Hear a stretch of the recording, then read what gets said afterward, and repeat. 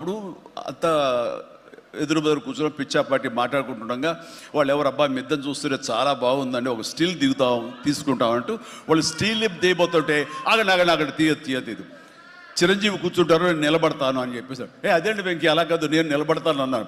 లేదు ఇది నా మైండ్ లోపల ఎప్పటి నుంచో మీరు అట్లా బాస్లో కూర్చుంటే కనుక కాలు మీద కాలు వేసుకుని నేను వెనకాల నిలబడి ఉంటాను. ఇది ఒక మంచి స్టోరీకి స్టిల్ లీడ్ అవ్వాలి అంటే మన హాలీవుడ్ గాడ్ ఫాదర్ చూసారా, మెర్లిన్ బ్రాండో అండ్ ఆల్ పచినో అలాంటి క్యారెక్టరైజేషన్స్.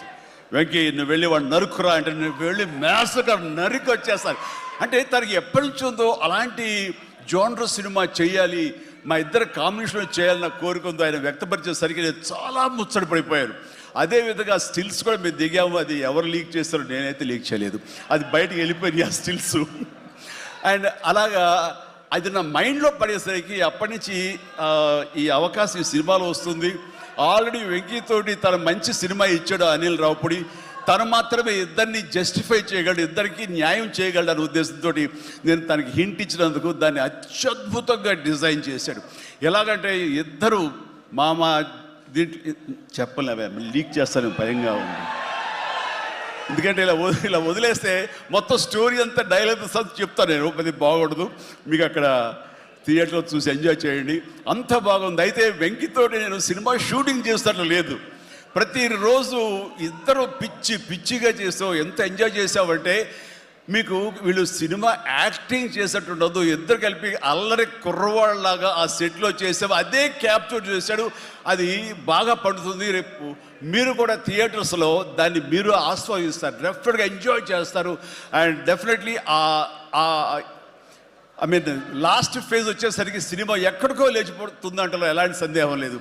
అండ్ ఆ రకంగా ఈ సినిమాకి తన వంతు పార్ట్గా, తన వంతు బాధ్యతగా తను ఒప్పుకున్నందుకు, మేము అడిగినందుకు తను ఒప్పుకున్నందుకు, ఈ సినిమాకి పూర్తి స్థాయి న్యాయం చేసి ఈ సినిమా మరో లెవెల్కి చేరుకోవడానికి దోహదపడిన వెంకటేష్కి మనస్ఫూర్తిగా సభాముఖంగా నా ధన్యవాదాలు చెప్తాను.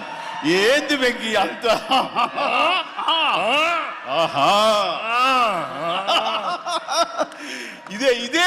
ఇదే సరదా. అండ్ నేను చాలా చెప్పను, కానీ సినిమా చూస్తే కనుక నేను ఎంత చెప్పినా సరే తక్కువే అవుతుంది, మీరు ఎంత ఊహించుకున్నా సరే అది తక్కువే అవుతుంది. సినిమా చూడండి, మేము చేసినటువంటి 18 రోజులు అనుకుంటా చేశారు వెంకీ. ఈ 18 రోజుల్లో ఒక 7-8 రోజులు సీన్స్, ఒక 5 రోజులు 6 రోజులు సాంగ్, ఇంకా 2 days చిన్న ప్యాచ్ వర్క్. ఈ రోజుల్లో ప్రతిదీ ఎంత అంటే ఇక ఎంజాయ్ చేశాను, ఇది షూటింగ్ చేసినట్టు అనిపించట్లేదు. ప్రతి సినిమా ఇలాగే ఉంటే ఎంత బాగుంటుందా అని అనిపిస్తుంది నాకు. అందుకని మనస్ఫూర్తిగా సభాముఖంగా అందరి సమక్షంలో వెంకటేష్కి ఇది మన ఇద్దరి మధ్య ధన్యవాదాలు తెలియజేస్తూ, ఇది మచ్చు తురక. ఇందాక అనిల్ రావిపూడి అడిగినట్లుగా ఈ కాంబినేషన్ ఫుల్ ఫ్లెడ్జ్డ్గా ఎప్పుడు దొరుకుతుందంటే వెంకీ నేను రెడీ. అండ్ అనిల్ రావిపూడి ఎవరో ఎందుకు, ఈ అవకాశం నువ్వే తీసుకుని ఖచ్చితంగా నువ్వు స్టోరీ రాసుకో, మీ ఇద్దరం ఇదే ప్రాణం పెట్టి, ఇదే హుషారు పెట్టి, ఇదే గిలిగింతలతో మీకు సినిమా చేసి పెడతాం. కానివ్వండి, ఎప్పుడు వస్తుందో తెలియదు. తర్వాత అలాగే నయనతార ఈ సినిమాలో ఏం చేశాడో, ఎలా ఒప్పించాడో కానీ మన అనిల్ రావిపూడి. అంతకుముందు 2 సినిమాలు చేశాను, తెలుగు గాడ్ ఫాదర్ కానివ్వండి, లేకపోతే సైరా కానివ్వండి. ఆ సినిమాలో తను చాలా గుమ్మరంగా ఉంటుంది, తను పని చేసుకుంటుంది, డిగ్నిఫైడ్గా ఉంటుంది, వెళుతుంది. కానీ మళ్ళీ అసలు ఈ సినిమాలో అయితే ఎంత సరదాగా కలిసిపోయిందో, ఓ ఫ్యామిలీ గర్ల్ లాగా మాతో కలిసిపోయి మా కుటుంబ సభ్యురాల్లాగా తను ఉండి ఎంత సరదాగా చేసిందో. నేను అన్నాను, ఏంటి అనిల్ ఏం చేసిందో, ఏం మాట్లాడావు, ఏం కన్విన్స్ చేసావు, తను ఇవన్నీ ఒప్పుకోవడం ఏంటి, ప్రమోస్కు రావడం ఏంటి, అడగగానే తను చాలా రెచ్చిపోయి అసలు నయనతార నుంచి కొత్త నయనతారలా కనబడి చేసావు, ఏం చేసావంటే అడగండి సార్ కొనుక్కొని అంతే. అంటే నా ఉద్దేశం అటు ఇటు తిరిగేదిరా, ఏం చేశాడో తెలియదు, కానీ డెఫినెట్లీ ఆ అమ్మాయి అంత ఇష్టపడుతుంది. అండ్ నయనతారని అంత ఇదిగా గుడ్ హ్యూమర్లో పెడతాడు, సరదా కబుర్లు చెప్తాడు. అండ్ తను పని చేసుకుని సీరియస్గా ఉండే మనిషి కాదు కాబట్టి వాళ్ళు కూడా అంత ఇదిగా లైక్ చేస్తారు. కాబట్టి తను ఏది అడిగినా వెంటనే ఎలాంటి ఇన్హిబిషన్ లేకుండా వాళ్ళు ఒప్పుకుంటారు. అదే జరిగింది, అంత గుడ్ హ్యూమర్లో పెట్టాడు కాబట్టి ఈ సినిమాకి అమ్మాయి యాడెడ్ అట్రాక్షన్ అయ్యింది. నయనతార ఇందులో కనిపించిన తీరు కానీ, తను చేసిన విధానం కానీ, ఆ సోఫిస్టికేషన్ యాక్టింగ్ కానీ, భారీగా తను నటించి మెప్పించింది. కానీ వావ్, బాగుంది. అంటే ఆ అమ్మాయే లేకపోయి ఉంటే వావ్,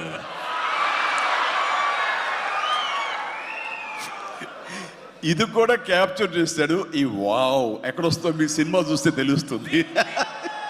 లీక్ చేసేసాడు. All right. సో ఆ అమ్మాయి నయనతార తోటి అంత బాగా చేయించాడు. మీ పక్కన మీకు ఎదురు నిలబడి మిమ్మల్ని ఎదుర్కొని ఎవరైనా ఒకళ్ళు నిలబడాలంటే ఎంత అనుకుంటున్నా, ఎంత ఫ్రెష్గా ఉండాలనుకుంటున్నా, వేరే వాళ్ళు ఉండాలనుకుంటున్నా అసలు నాకు తొయ్యట్లేదు, నాకు తట్టట్లేదు, కన్విన్స్ కాలేకపోతారు. ఖచ్చితంగా నయనతార ఉండి తీరాల్సిందేనండి, ఎంతైనా సరే ఎలాగైనా సరే అన్నాడు. ఆ అమ్మాయిని తీసుకొచ్చారు, ఒప్పించారు. ఆ అమ్మాయి కూడా అంతా కోఆపరేట్ చేసింది. అండ్ నయనతార ఇవాళ రాలేని పరిస్థితిలో ఉంది కాబట్టి thank you Nayanthara, thank you so much. ఇక ఈ సినిమాలో సచిన్ కేల్కర్ క్యారెక్టర్ యాక్టర్గా, అండ్ నాతో పాటు నా టీంలో చేసినటువంటి హర్షవర్ధన్, అలాగే అభినవ్, ఇతర నటీనటులు, అండ్ క్యాథరిన్ కూడా మా టీంలో ఒక పార్ట్ లాగా ఉండి తను చేసి చాలా ఒక నిండుదనం గ్లామర్ తీసుకొచ్చింది. ఆ అమ్మాయికి కూడా అందరికీ ప్రతి ఒక్కరికి నా ముందస్తు శుభాకాంక్షలు తెలియజేస్తాను, అభినందనలు.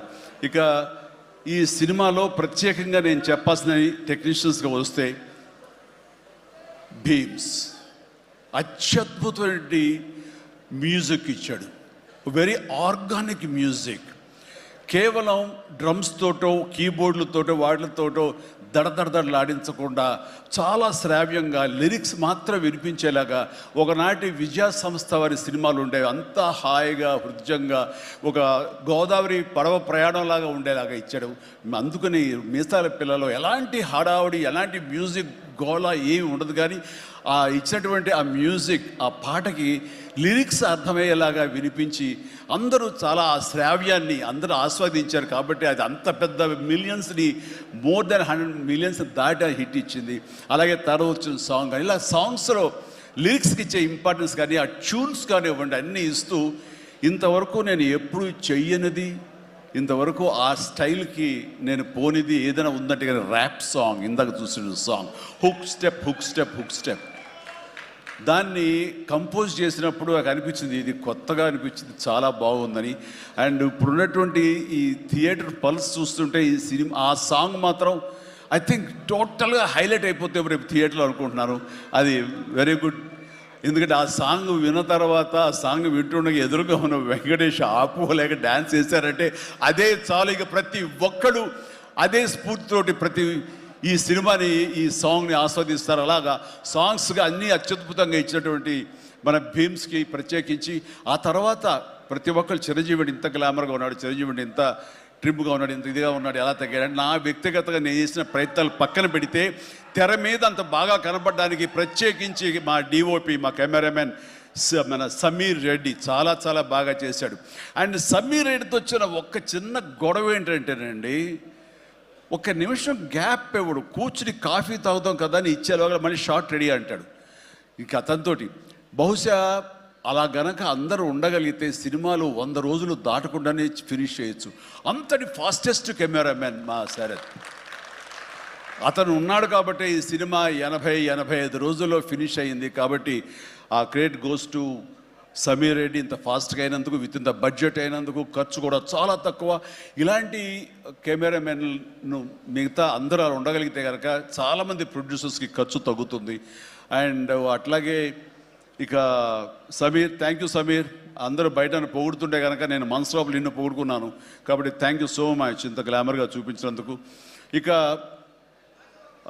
ప్రకాష్, మా ప్రొడక్షన్ డిజైనర్ ప్రకాష్ చాలా చక్కగా చూపించాడు. అండ్ తమ్మిరాజు గారు, అలాగే వీళ్ళన్నీ ఒక పక్కన ఉంటే కనుక అహర్నిశలు అంటే డే 1 నుంచి ఈవెల్ట్ వరకు కూడాను